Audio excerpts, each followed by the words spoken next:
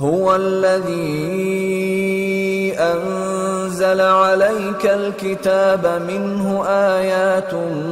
محكمات هن أم الكتاب وأخر متشابهات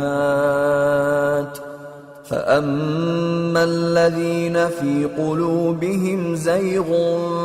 فيتبعون ما تشابه منه ابتغاء الفتنة وابتغاء